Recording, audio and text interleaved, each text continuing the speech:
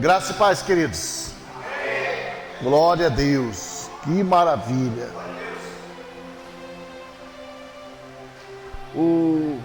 A previsão do tempo é que hoje ia ter pancadas de chuva. Eu fiquei até com medo, né?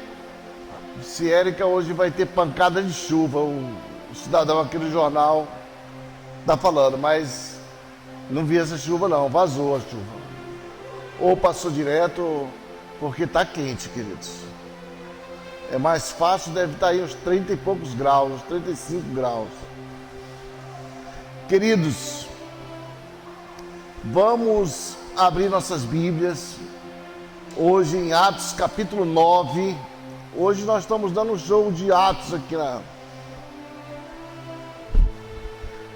Atos capítulo 9. E vamos fazer uma leitura do versículo 32 até o 35. Encontraram? Que diz, queridos?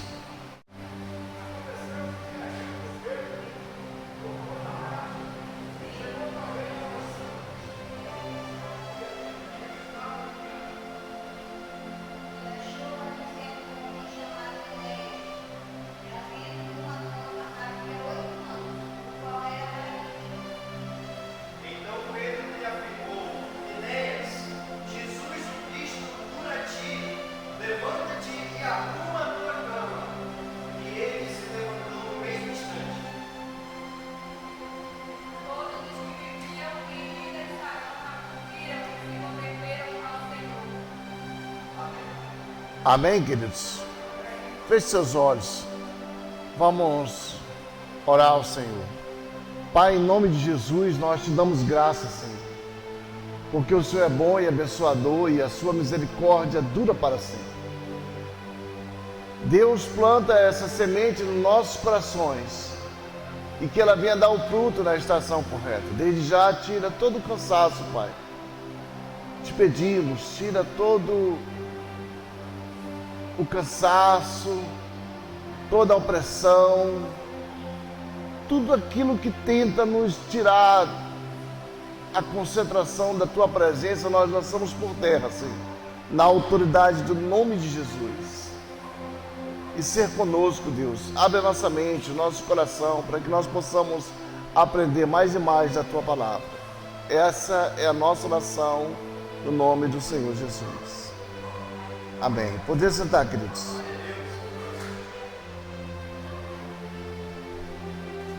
Atos capítulo 9, no versículo 34, Pedro, ele vai chamar um cidadão chamado Enéas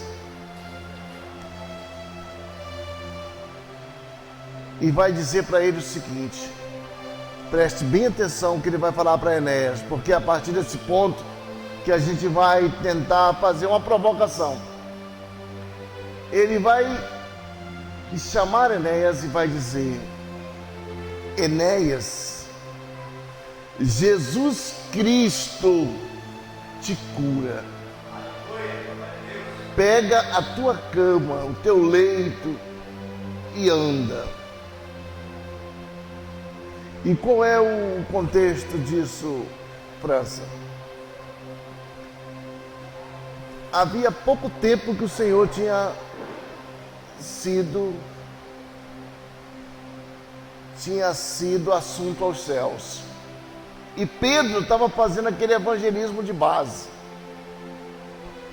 Pedro, ele tinha um único sermão, queridos, que onde ele chegava, ele pregava o mesmo sermão. Esse Jesus a quem vocês mataram, esse era o Filho de Deus. Então era um sermão padronizado, era aquele sermão que Pedro tinha. E Pedro continuou sendo usado pelo Espírito Santo e fazendo milagres ali, por onde ele caminhava. Deus usou Pedro para ressuscitar mortos, curar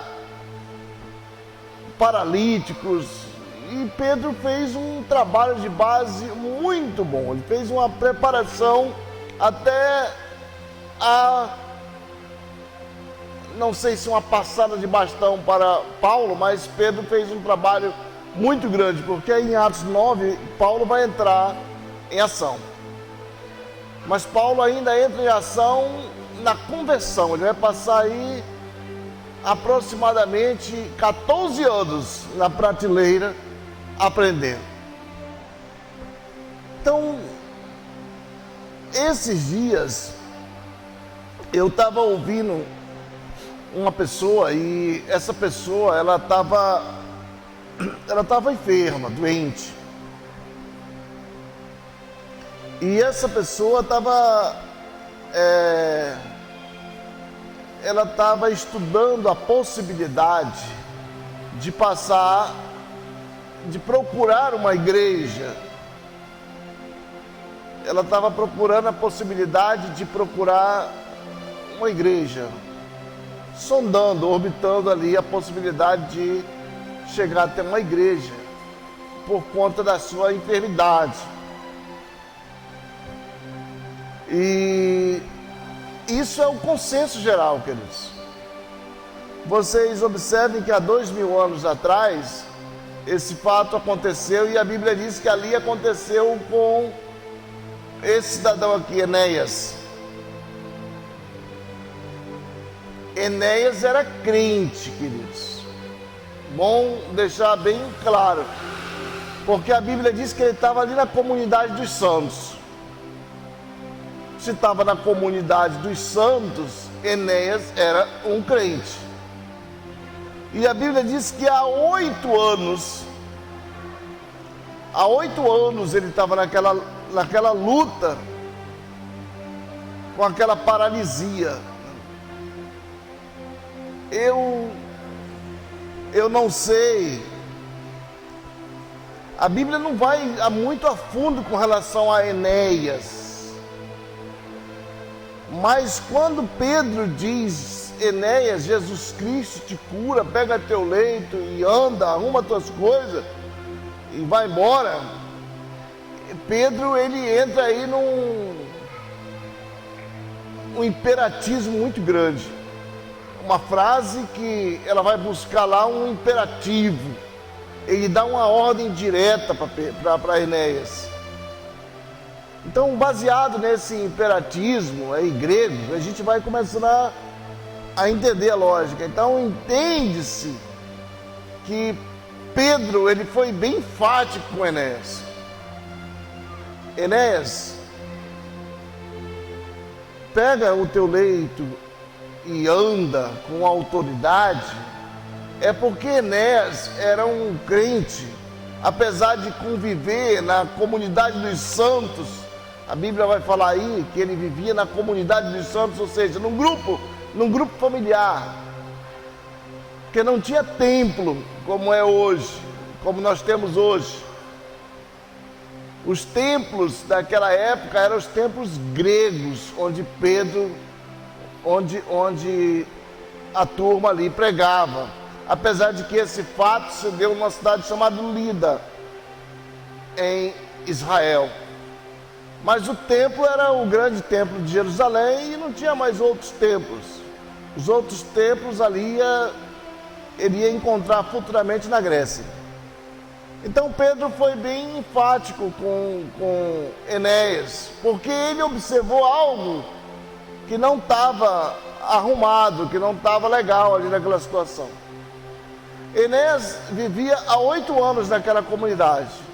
Talvez toda terça-feira, quinta, Enéas estava ali com aquela turma e a galera leva Enéas carregado ou numa padiola, mas alguém levava Enéas porque ele participava da comunidade dos santos. Quando Pedro desce a Lida, a Bíblia diz que ele encontra ali um homem na comunidade dos santos chamado Enéas, ou seja, na igreja, no grupo, que a igreja era a comunidade, como ainda é a comunidade.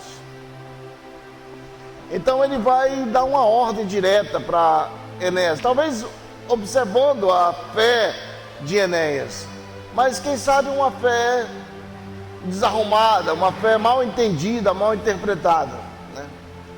Talvez Enéas também estivesse pensando como uma pessoa que eu estou falando que essa semana ventilou a possibilidade de procurar uma igreja evangélica para ver se havia cura para a sua enfermidade. E na verdade, queridos, isso não tem relação com o serviço de Deus, com servir a Deus. Não tem relação alguma. Apesar de que o nosso propósito é de sempre estar bem diante do Senhor. Mas o próprio apóstolo Paulo sofreu bastante, um homem que foi, eu acho que um dos camaradas que mais sofreu ali no Novo Testamento. E talvez até no Velho também. Sofreu muito Paulo. Ele apanhou, né? Paulo apanhava direto, vocês estão cansados de ouvir essa história. Paulo apanhava direto. E era 39 lambadas de borrachada nas costas. Por que 39 diária? Porque se desse 40, a lei dizia que ele era um homem resistente e ele ficava isento. Então ele pegava só 39, a galera já sabia, se vamos dar só 39, que amanhã tem mais chibatada nas costas dele. Paulo foi apedrejado muitas vezes. Chegou um dia que Paulo pegou tanta pedrada que a turma entendeu que ele estava morto e sepultou ele no meio de algumas pedras. Mas ele estava vivo. Imagina um camarada pegar tanta pedrada a ponto da população entender que ele morreu e fizerem ali um montoeiro de pedras. Então isso aí era o discipulado naquela época. Hoje está muito bom, né? Hoje a gente discipula uma maravilha, um cafezinho, uma troca aí, o camarada ainda é uma resistência terrível. Mas na época de Paulo pregar o evangelho era assim, queridos. Muita pedrada. Paulo sofreu naufrágios, quase morre. E quando ele pensou que ele estava salvo, que nadou para a terra, pegou uma picada de uma serpente que quase lasca ele também. Paulo foi acusado injustamente. Paulo sofreu demais, muito. Não dá para imaginar aqui o sofrimento que Paulo passou, além da estrutura local daquela época, né? Hoje a gente é incapaz de entender.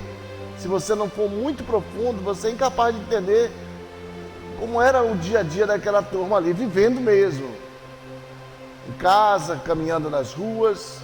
Então o evangelho era aquilo ali. Foi nesse contexto que Pedro, ele vai chamar a atenção de Enéas, um homem que estava num grupo familiar há 8 anos, sofrendo de uma enfermidade. E Pedro vai tentar dizer para Enéas: Enéas, deixa de ser besta. Vou tentar aqui trabalhar aqui, Pedro. Enéas, deixa de ser besta. Por tu achar que Deus tem obrigação de te curar, que Deus tem ali como se fosse um calendário, dia tal tu vai ser curado. Porque não é assim, Enéas, que funciona. Eu vejo aqui o teu esforço, eu vejo, mas não é assim que funciona. Deus, ele tem um tempo, Enéas.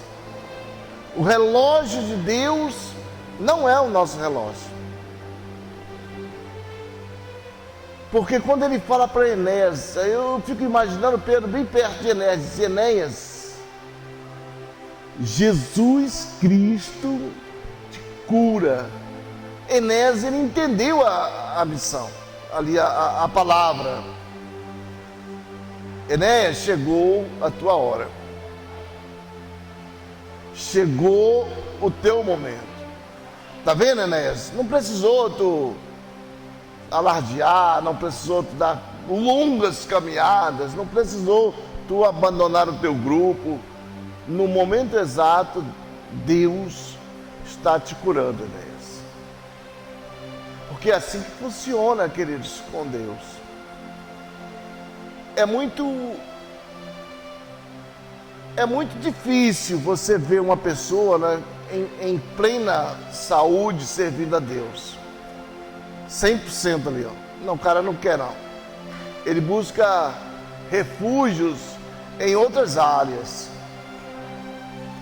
Mas é difícil de servir a Deus. Agora, quando ele está quebrado, aí ele, em grande parte, não falo só de quebrado, de doença, mas em todos os sentidos. Você vê grandes cantores que fizeram muito sucesso no passado, hoje estão, galera, todo mundo é evangélico aí, na tentativa de fazer algum sucesso. E aí ele pensa, eu vou lá, faço sucesso, volto para a mídia e vazo, como é o caso de muitos que a gente observou aí, só que de sucesso mesmo vazios. Não tem sucesso. Também a recíproca é verdadeira. Quando você realmente está diante do Senhor, caminhando na presença do Senhor, e que você sofre um abalo, e que Deus, Ele vai falar para você que Ele tem um tempo para você, e não é o tempo seu, é no tempo dEle, é no tempo do Senhor, é no cronos de Deus. Cronos vem de calendário, por isso que a gente fala muito sobre... Antigamente a galera chamava calendário de Cronos. Só tem um Cronos aí, o cara dava lá o brinde do Cronos para ele. Então Deus, ele tem um tempo para essa pessoa. E quando esse camarada não entende, ele não busca ter um tempo de qualidade com Deus diariamente, ele simplesmente está caminhando automaticamente para a igreja, ele não vai mesmo entender, não. Ele vai achar, mas Deus curou fulano, ciclano, e por que a bênção dele não chegou até a mim? Aí ele começa a birrar. E ele volta a ser um crente como que fosse uma criança, birrento. Bota o pé ali, ele não... Não sei se vocês já observaram como é que fica um menino birrento. É complicadíssimo.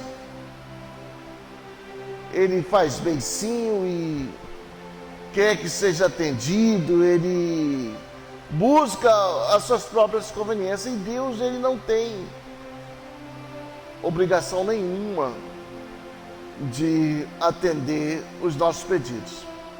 Paulo sofreu muito, e como eu falei para vocês, e quando ele estava preso, ele ainda chora, ele pede para Deus tirar dele uma enfermidade, que muitas pessoas vão dizer que era problema de vista, outros vão dizer que era um problema de depressão.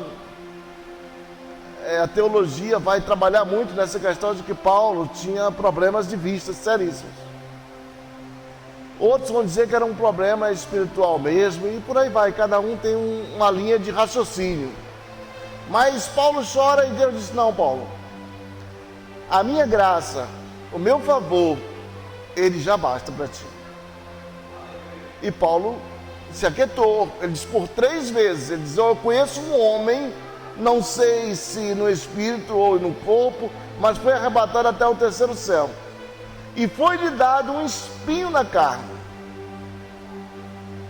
Foi-lhe dado um espinho na carne, através do mensageiro de Satanás que esbofeteava ele. E Paulo vai contar todo ali o seu testemunho que você já conhece. E ele ora 3 vezes a Deus, e Deus vai dizer para ele, não, Paulo, a minha graça te basta. Tem até uma música, né? Também, lá no Novo Testamento, queridos, tem um outro cidadão, um homem de Deus, um servo do Senhor, que estava numa cidade chamada Éfeso. E ele tinha problemas de saúde severos, mas ele nunca correu da presença do Senhor. Paulo vai escrever para ele e vai lembrar ele, olha, Timóteo, tu não esquece de tomar um vinho, para que essas tuas constantes dores abdominais, estômago, elas não venham a se aflorar. Significa que Timóteo era um homem também sofrido. E ninguém vê Timóteo lá chorando, se lamentando, fazendo birra. Ninguém vê Paulo fazendo birra, se lamentando, não. Ele disse: aprendi a viver tanto na dor quanto no alívio. Aprendi a viver tanto na escassez quanto na fartura. Paulo não reclamou de nada. Isso sem contar num outro cidadão chamado Epafrodito, um servo do Senhor também, que vivia ali orbitando Filemão. E a Bíblia diz que ele teve uma enfermidade tão cruel que quase o leva à morte, se não fosse a misericórdia do Senhor. E foi por muito tempo, não foi pouco tempo. Também teve um outro chamado Trófimos, que sofreu bastante. E por que a gente está conversando sobre esse assunto? Porque quando você se relaciona com Deus, quando você diz: Senhor, ainda que a figueira não floresça e que não dê figo ali, não dê fruto ali, não dê gado ali, não dê ovelha acolá, todavia eu jamais vou te abandonar e vou estar contigo aí, Senhor, haja o que houver. Pelo menos isso é o que a gente fala na prática. Não sei se na teoria, na prática, não sei se a gente vai cumprir com os nossos votos. Porque, querido, servir a Deus na abundância é muito fácil. Fácil demais. Dá uma apertada ali para ver se o camarada continua a servir a Deus. Mas para que apertar, França? Porque você só sabe se você foi aprovado em algo quando você é passado por uma prova. Como é que eu sei se eu não vou correr? É quando vem um aperto, que você é apertado e você vai demonstrar. E Paulo vai dizer lá que nós seremos passados pelo fogo. E se a obra que nós tivermos feito foi através de palha, de feno, de madeira, essa obra vai ser passada no fogo. Se nós tivermos feito uma obra com pedras preciosas, ouro, prata, também vai ser passada no fogo. E aquela que resistir ao fogo, essa alcançará galardão. Então a gente começa a pensar nessa possibilidade. Será que realmente eu estou convertido? Será que realmente eu estou preparado? Eu estou nessa caminhada com Deus? Essas perguntas vão me chegar através dos meus irmãos. Será que nós estamos preparados? Porque tem gente que não pensa assim, que tem gente que não, vai lá, que Enéas era um clássico. E muita gente diz: poxa, agora eu vou para a igreja, eu completei 58 anos, 60, sei lá, agora eu vou começar a beirar ali a igreja, para ver se a coisa começa a melhorar para mim. E na verdade, queridos, caminhada com Cristo, ela tem que ter um certo relacionamento. Se eu quero que Cristo seja o Senhor da minha vida, eu tenho que me submeter a Ele. Lucas 6,46 vai dizer: por que tu me chama de Senhor e tu não faz o que eu te mando? Então essas coisas a gente tem que começar a meditar. Então uma delas é essa daí. Será que eu estou preparado para passar por essa prova? Não estou dizendo que você vai ter que passar por prova, nada disso. mas é um assunto provocativo para que a gente venha fazer essa meditação. Um dos grandes profetas do Velho Testamento, chamado Eliseu, a Bíblia diz que ele morreu bichado, doente, e uma doença grave.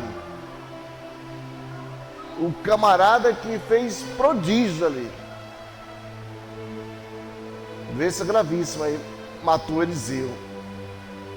Elias entrou numa depressão profunda e pediu a Deus a sua própria morte. E por aí vai. Se a gente for começar a fazer aí catalogar, você vai encontrar muitas pessoas aí que passaram por essa luta aí. Então nós não somos imortais. E já que não somos imortais aqui na Terra, vamos todos um dia passar por um processo que nos leva a uma eternidade. Então nós temos que estar preparados e com a consciência bem limpa, para que você não venha achar que Deus não é com você. Asaf, ele olha o ímpio e diz: o ímpio prospera, e eu aqui sofro, Senhor. E Deus vai dizer para ele, lá no Salmo 73, que não tem compromisso com o ímpio. Inclusive, Deus nem tem prazer na morte do ímpio. E Deus vai chamar Asaf duramente, vai explicar para ele como funcionam as coisas. Asaf, eu acho que tu não entendeu nada. Tu está há tanto tempo aí comigo e tu não... Parece que não entendeu como funciona. Como Jesus chamou os discípulos lá também. Vocês estão há muito tempo comigo e parece que vocês não me conhecem. Então tem aquele momento em que você tem que ter um papo mesmo sério, com você mesmo e com Deus. Tem gente que, quando ele perde tudo, é uma outra forma. Quando ele perde tudo, o seu patrimônio, os seus bens, ele corre procurando abrigo de Jesus, abrigo do Senhor. E está certo, ele tem que correr mesmo. Mas ele deveria correr antes.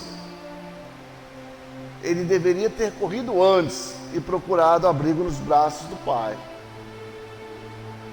Por isso que quando Pedro vai chamar a atenção de Enéas, ele chama imperativamente Enéas, Jesus Cristo, só Jesus, Enéas, deixa de ser besta, só Ele te cura.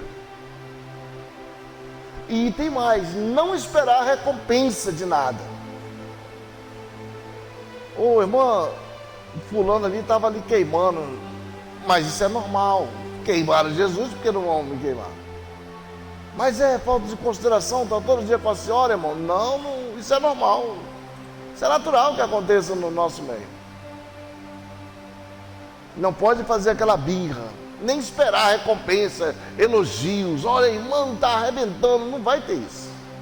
Jesus conversou com a galera. Disse, não vai ter isso não.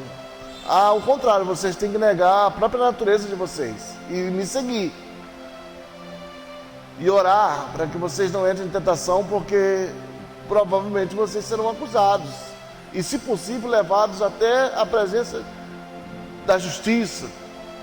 E muitos serão escorraçados e mortos pelo meu nome.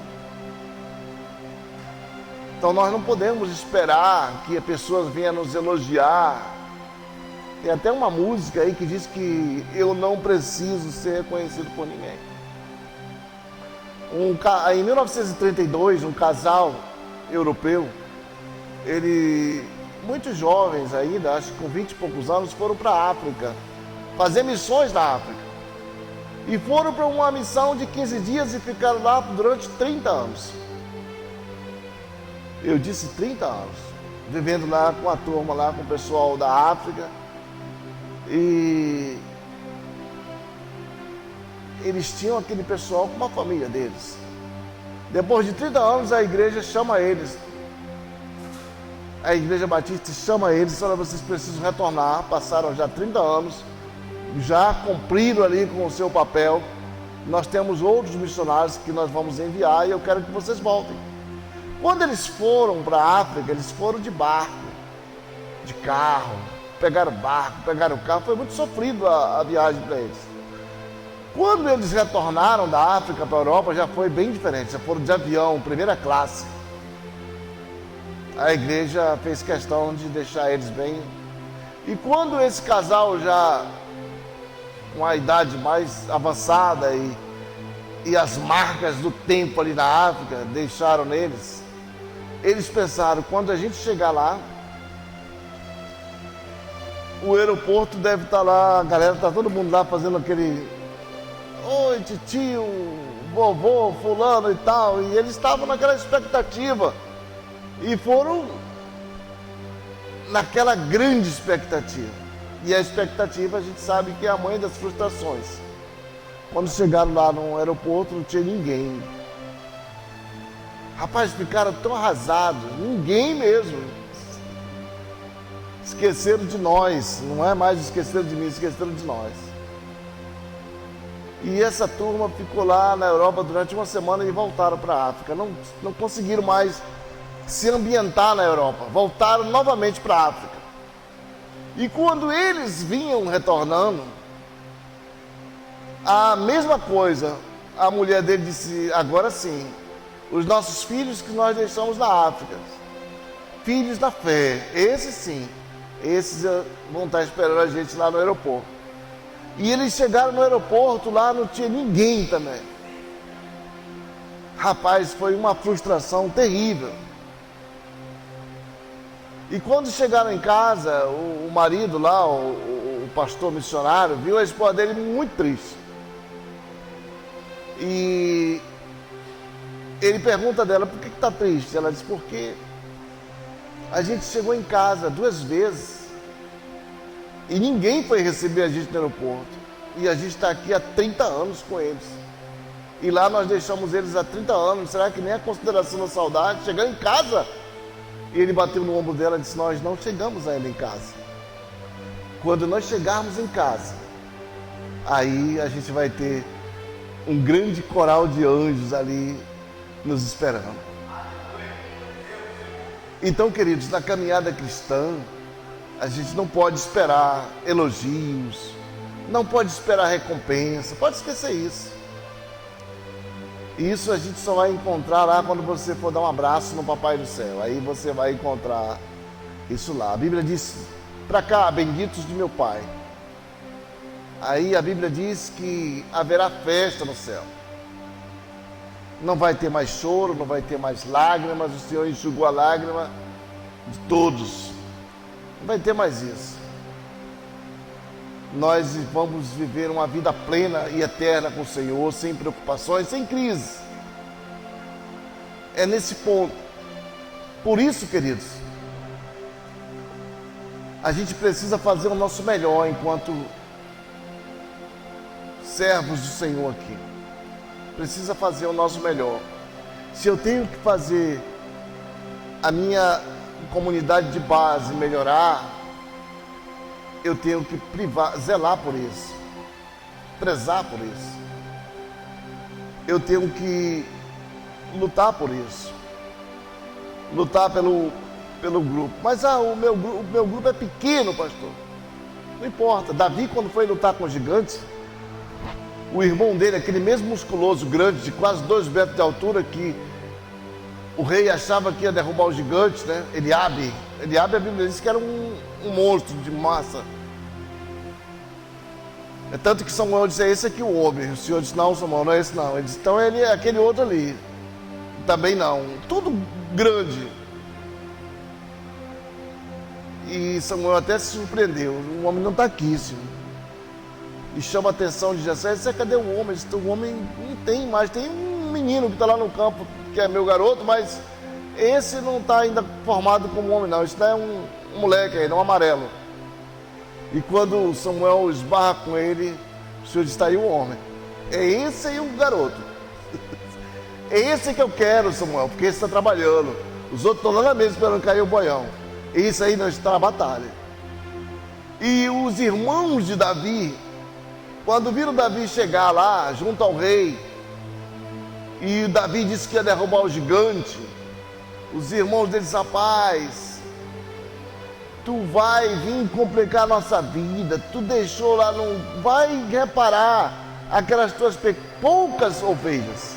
Olha o nome, poucas ovelhas. Depois consulta lá na Bíblia. E Davi diz, são poucas, mas eu reparo com qualidade. Não estão à toa, não. Ou seja, deu uma lição lá para aquela galera que abandonaram as ovelhas dele. Então, quantas pessoas, queridos, elas não abandonam as suas ovelhas assim muito, muito rápido. Olha, não deu para fazer esse grupo, vamos acabar com o grupo. E a galera vazou todo mundo. E dói no coração. Dói. Você não conseguir, não ter consideração e abandonar.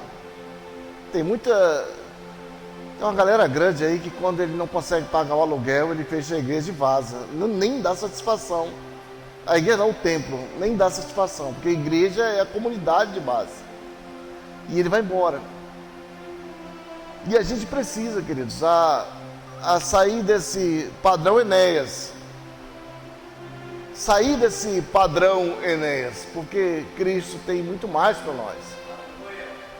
Eu assisti, para a gente encerrar aqui, eu assisti um vídeo daquele filme The Chosen. É claro que foi uma ilustração, mas serve para você confrontar as verdades. Quando Tiago ele chega diante do Senhor Jesus e diz, mas mestre,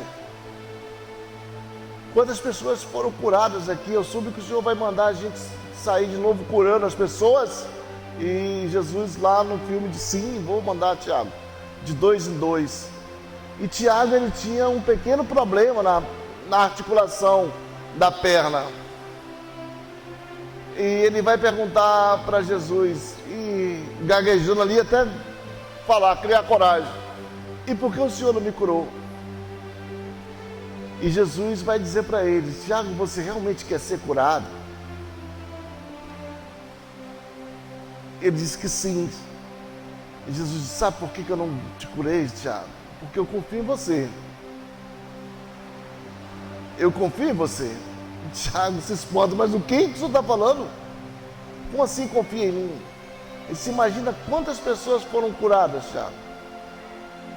Centenas, milhares, daqui para frente milhares de pessoas serão curadas. Mas isso já tem muita gente para contar um testemunho. Que já foi curado. Tem muita gente que vai contar esse testemunho.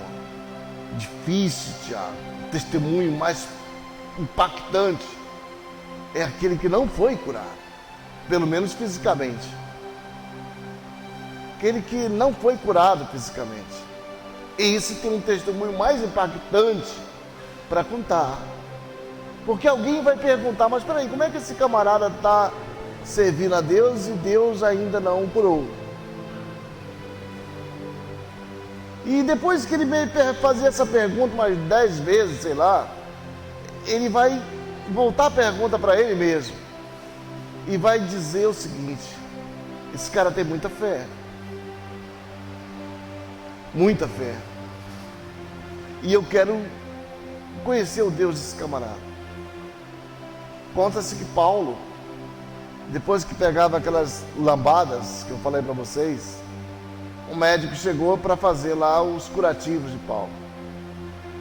E ele olha e vê aquele homem naquela situação e diz, que Deus é esse que esse camarada ama, a ponto dele sofrer tanto. Então, Lucas vai se converter através do testemunho de Paulo. E aí já são 2 artilheiros na galeria. Os homens que mais escreveram no Novo Testamento foi Lucas e Paulo. Lucas escreveu o livro de Atos e o Evangelho de Lucas. Enquanto que Paulo vai escrever ali 13 livros. Então essa situação vai servir para a gente começar a meditar, a pensar. O que é uma caminhada com Deus? O que é um tempo de qualidade com Deus? Será que eu já tenho um nível de maturidade suficiente para entender o que é um tempo de qualidade com Deus? Ou será que eu ainda estou naquela vibe de,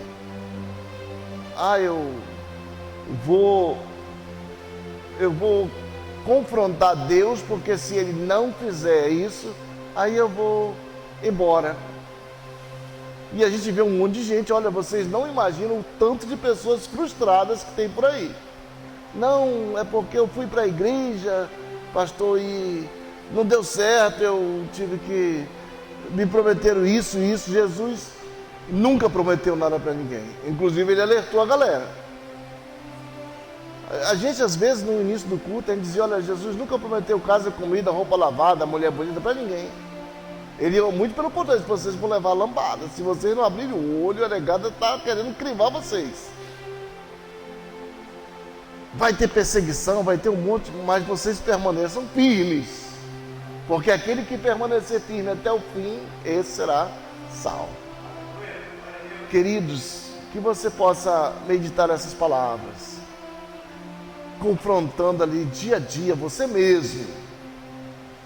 Que você possa guardar isso no coração e que isso venha a explodir dentro de você e que você possa entender mesmo, de fato, a ponto de dizer, Senhor, eis-me aqui. Eis-me aqui, Senhor, envia-me a mim e usa-me, Senhor, como um vaso, como um oleiro que manuseia bem um vaso.